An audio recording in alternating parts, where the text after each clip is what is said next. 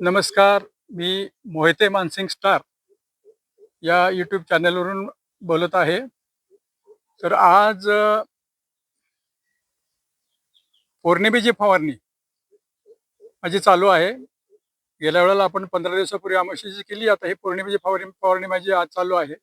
तर याच्यामध्ये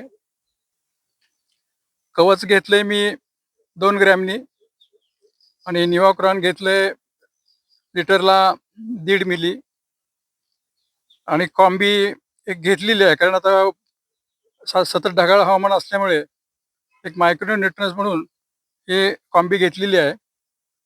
आणि आजची फवारणी माझी आता ती सुरू आहे. ती कशी आहे करायची ते मी तुम्हाला दाखवतो.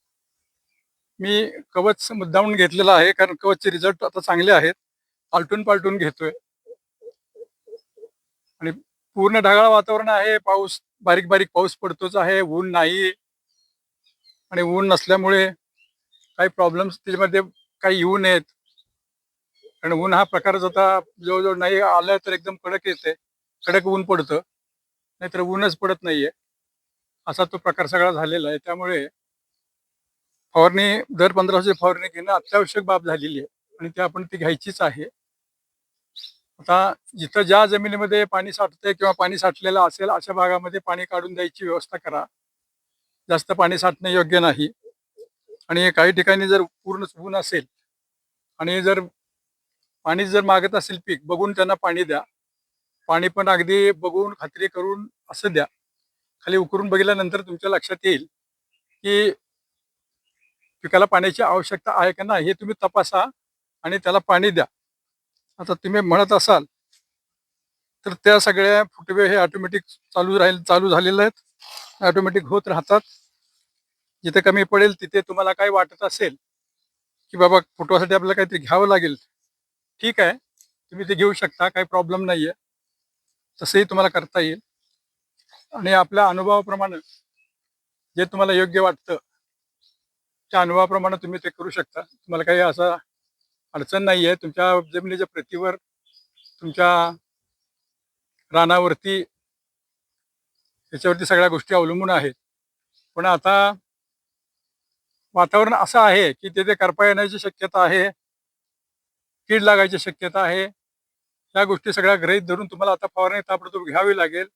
आत्ता फवारणी घ्या आणि अशी जर काही दिसत असेल तर लगेच 10 दिवसांनी तुम्हाला फवारणी घ्यायची आहे. फवारणीला आता कुठं कमी पडू नका. फवारणी हे तुम्हाला घ्यावीच लागेल. कारण आतापर्यंत तुम्ही सांभाळलेलं आहे. तसंच आतापर्यंत तुम्ही व्यवस्थित सांभाळा. रोजच्या रोज तुम्ही त्याच्यामध्ये फेरफटका मारा. त्याच्यामध्ये चेक करा की काय होतंय काय नाही ते.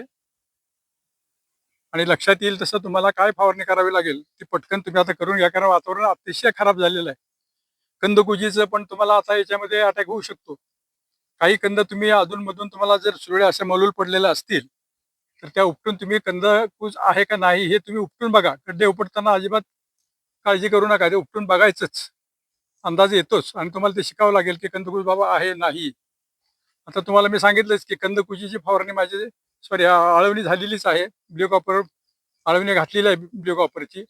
साधारणपणे 2.5 ते 3 ग्रॅम प्रति लिटर ब्ल्यू कॉपर तुम्हाला घ्यायचंच आहे आणि ते तुम्ही घ्या. ते तुम्हाला घ्यावंच लागेल. म्हणून मित्रांनो, ह्या गोष्टी तुम्ही अवश्य करा. आपल्याला ते करणं भाग आहे. आणि आता परत आणखी 15 दिवसांनी ब्ल्यू कॉपरची आळवणी बरोबर त्याच्या सरळ डायरेक्ट तुम्ही बुडक्यात त्याच्या अंगावरच खालून. जिथे जास्त लागले तिथं 3 ग्रॅमने घ्या. जिथं लागलेलं नाही तिथं 2.5 ग्रॅमनं प्रति लिटर ब्ल्यू कॉपर हे घ्या. म्हणजे सगळ्या गोष्टी अगदी व्यवस्थित होऊन जातील. कारण आता तुम्हाला कंदकुज सांभाळायची आहे. आता तुम्ही ते वरून कीटकनाशक आपण मारतोच आहोत. दर दिवसाची फवारणी 15 दिवसाची फवारणी घेतलेलीच आहे. तर आता त्याप्रमाणे तुम्ही कंदसाडीकडे पूर्णपणे आता लक्ष द्या आणि ब्ल्यू कॉपर तुम्ही जर घातलं नसेल तर ताबडतोब ब्ल्यू कॉपर तुम्ही त्याच्यामध्ये ब्ल्यू कॉपरची गरगरीत आळवणी करा आणि सोडताना कंजूसपणा करू नका. भरपूर सोडा. पाणी ओल भरपूर पाहिजे. ओल असेल गरगरीत तर ते पाणी सगळं जेवढी जास्ती ओल असेल तेवढं पटकन ते औषध आपलं वरनं आळवणी सोडलेलं खालीपर्यंत पोचतं मुळ्यापर्यंत. आणि जास्त काही लांब नाही घालायचं. अगदी बुडक्याजवळ बुडातच घाला आळवणी. म्हणजे हा प्रॉब्लेम तुम्हाला येणार नाही आणि 100% कंदकुज लागलेली असली तरी पण थांबते.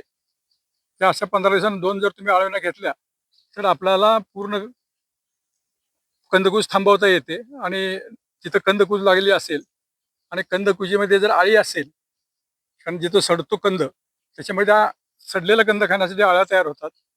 आणि त्या अळ्या चांगल्या कंदाला काही हात लावत नाहीत, तिथं कुठलाही धक्का लावत नाहीत, त्या सडलेल्या कंदामध्येच आपल्याला दिसतील. पण हे तुम्ही ब्ल्यू कॉपर सोडलं की बाकी कुठं सड नाही लागली की ते ऑटोमॅटिक त्या अळ्या मरून जातात, अळ्या राहत नाहीत. त्यामुळे त्याची पण काळजी करून घाबरून तुम्ही आणखी इकडे एक्स्ट्रा काय मारायचे प्रयत्न करू नका. आणि मित्रांनो, ठीक आहे मित्रांनो, व्हिडिओ कसा वाटला शेअर करा, लाईक करा, सबस्क्राईब करा. आणि वेळोवेळी तुम्ही व्हिडिओ पाहत जा, कारण मी जे काही रानात करतोय तेच तुम्हाला मी दाखवतोय, वेगळं काही करत नाही. आणि जास्त खर्चात पडत जाऊ नका, योग्य वाटेल ते द्या. समजा जास्त अति पाऊस असेल तर खालून तुम्ही एकरी साधारण ते 10 किलोच्या आसपास युरिया तुम्ही त्याला खालून सोडा, युरिया पोटॅश सोडा. आणि फॉस्फरिक ॲसिड 1 लिटर सोडा. जास्त पाऊस असेल तर तुम्ही सोडा, 8-8 दिवसांनी ते 4 वेळा सोडून द्या ते, म्हणजे पीक पण हिरवं होईल. ठीक आहे मित्रांनो, धन्यवाद.